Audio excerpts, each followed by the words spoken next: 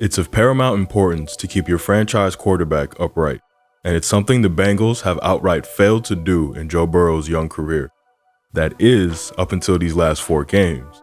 Burrow's jersey has been kept clean at a rate not seen since his days at LSU, having been sacked just 5 times in the last 4 games. And when you keep that young man clean, he's gonna torch you. The Bengals have scored 31.5 points per game in this stretch and have racked up nearly 1,700 yards on offense, setting NFL defenses ablaze. So, how are they keeping Joey B upright?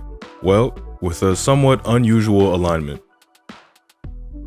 Last video, we talked about the role that offensive splits can have in manipulating a defense. Well, the Bengals are also taking advantage of splits, but this time it's offensive line splits. That's the distance between each man building the wall. Most lines in the NFL stay pretty standard with their splits, usually taking 12 to 18-inch gaps between blockers, creating a round and predictable pocket on the dropback. But this is by no means required by rule. Linemen may take any size split providing they're on the line of scrimmage without an eligible skill position player breaking the chain. It's not uncommon to see 2-foot splits across the board. The Bills have experimented with some of that this year. And jumping to other levels, teams like Navy and Air Force will play with wider or shifted splits between their linemen, really helping to exaggerate and open up running lanes. Or, more common to fans, air raid offenses are often a proponent of wide splits. They tend to use much wider splits than you see in the NFL because they're planning on dropping back 70 times a game. Standing wider makes the pocket bigger. For the most part, Cincinnati line up like a standard NFL line. That is, except for La'el Collins at right tackle. Collins will consistently line up with at least a 3-foot split between him and Alex Kappa, and sometimes as wide as 5 feet. This has the same advantages as to why the college teams do this, widening the pocket, opening up opportune angles in the run game, and wrestling back control of the edge. As the league has become increasingly about throwing the rock, DNs have gotten wider and wider to try to open up an angle to the quarterback. And with the prevalence of the wide 9 technique, it was only a matter of time before tackles moved with them. Side note, when we use a number followed by the word technique or tech, say 3 tech, we're talking about the position a defensive lineman lines up in. The positions are labeled counting outwards from the center, starting with 0 tech directly over the ball. They are called techs because each position has slightly different techniques to playing them, with different angles and players to account for. So when we say wide 9, that's exactly what it sounds like, a 9 tech, but even wider. Because most defensive linemen take their tech depending on when the offense lines up, widening the split forces the edge further down the line of scrimmage, increasing the distance between him and the quarterback. If the edge defender then changes his tech to try to exploit the inside gap, this can lead to numerous issues. Collins has a great angle to overpower them with a punch to the shoulder pads, something especially effective if they jump across at the last minute.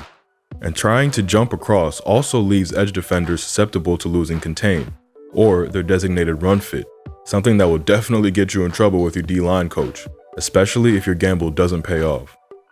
The Bengals will also play their tight ends with the same wide split from the tackles, further expanding the wide blocking wall.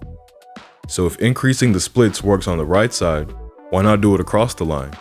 Well, first, interior defensive linemen at the NFL level are fast as shit, and they have the shortest distance to the quarterback. If you leave too large a split inside, Aaron Donald or Chris Jones is going to be insulted and dump your QB in the turf, or maybe worse. Increasing the split out at left tackle is feasible, but not without its problems. To start with, you're opening up a gap on your QB's blind side, and if that goes wrong, you're going to receive some serious questions. On top of that, it's not really possible for the Bengals to run as a team anyway, because Jonah Williams is simply not as good a lineman as La'el Collins. His foot speed and fundamentals are weaker, and therefore leaving him more isolated in space just leaves him more susceptible to these spin moves he already struggles with. Splitting both tackles out also now leaves you with 2 holes you have to cover for. Part of the reason offensive coordinator Brian Callahan and offensive line coach Frank Pollock are comfortable with running the split is because it's only 1 gap. Rules are in place for how to block it, and they have adjustments ready for overloads. Of course, this is the most obvious way to beat it, sending a backer or safety blitzing directly at the gap trying to time the snap in on Burrow. But not only does Collins have a great angle down to block these, if there's an overload, he's going to be leaving the rusher coming from the furthest distance unblocked, exactly what you're aiming for as a quarterback, if you can't block them all. It's not just the linemen who are responsible for helping seal the hole. In fact, a lot of the key blocks have come from Cincinnati's running backs and pass protection, particularly over this 4-game stretch. Here it is with Tennessee trying to exploit the gap by sending David Long on the linebacker blitz and playing Tampa 2 on the back end. Look at the fantastic pass protection from Chris Evans, the third back in the offense, stalling the rush flat and allowing his quarterback to survey the field. Burrow has an eternity in the pocket, but the coverage is good, so he picks up the available yards with his legs. Overloading a specifically engineered gap can be a bit of a trap.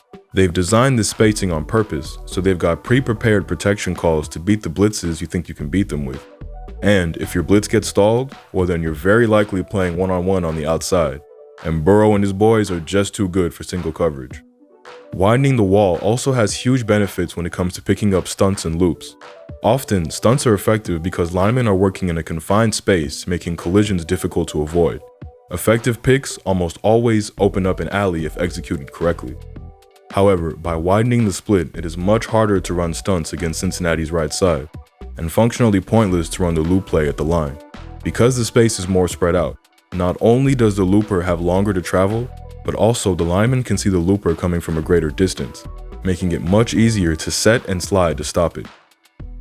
Keen-eyed Cincinnati fans and observant tape heads out there will have noticed that the Bengals have actually been doing this all season. So why the newly found success? Well, part of that is just down to learning a system. The line had 4 new pieces on it to start the year, including the instrumental Collins himself, and they're being asked to protect slightly differently, adjusting their looks to the new gap-over system. But there has been one key change over the last 4 games though, and that's how they've implemented the run.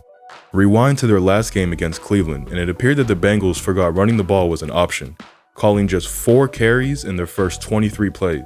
They had just 10 rushes all night, and yeah, the game did start to get away from them midway through the third, but they did nothing to give Burrow relief from that pass rush. This made even less sense with the Browns constantly in a too-high look, ready to be exploited on the ground. But Cincinnati allowed a poor run defense to keep their safeties back and double over Higgins with Chase sidelined. We know the Bengals had struggled to run the ball up to this point in the season, but just 10 carries is ridiculous. Fast forward a week later to the Carolina game, and you could tell the coaching staff had self-evaluated and were pissed off at their last game plan. They went super run-heavy and stomped over a good run defense in the Panthers, with Mixon absolutely destroying us in fantasy this week. This run-heavy approach has come hand in hand with the Bengals calling more man-blocking run schemes and power calls, helping suit the personnel and offensive line split better. They got into heavy sets and have used a lot more duo, here running it with an extra lineman.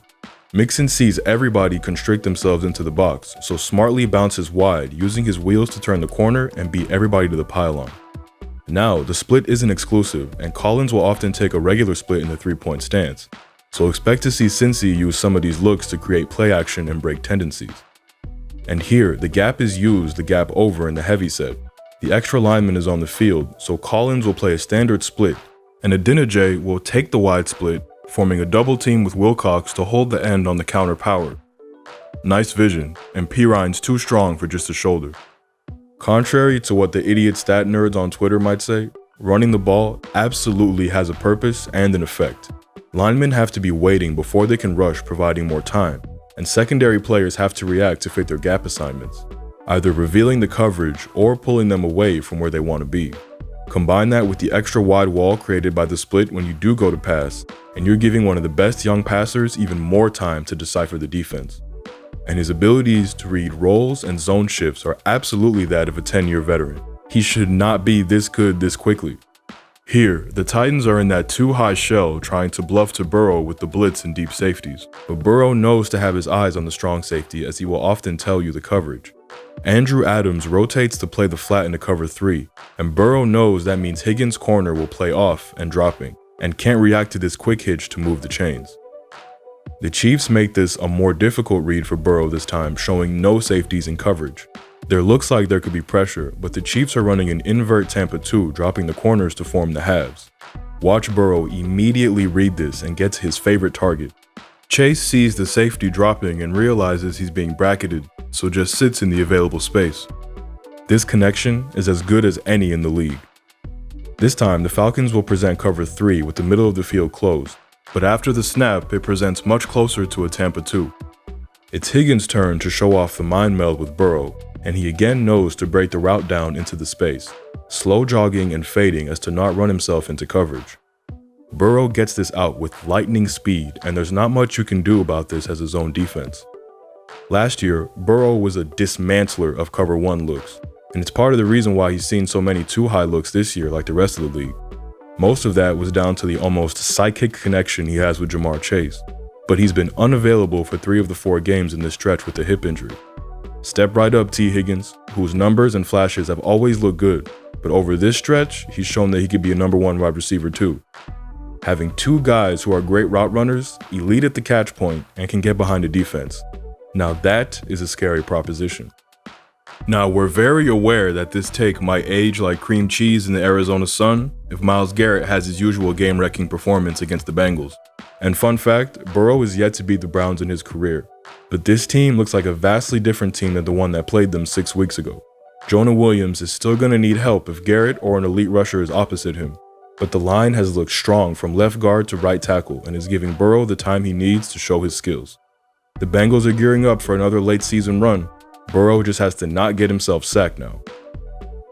Thanks for watching. If you enjoyed this video, make sure to check out our video on the Niners' top defense, or how Justin Jefferson keeps lighting everybody up. Take care.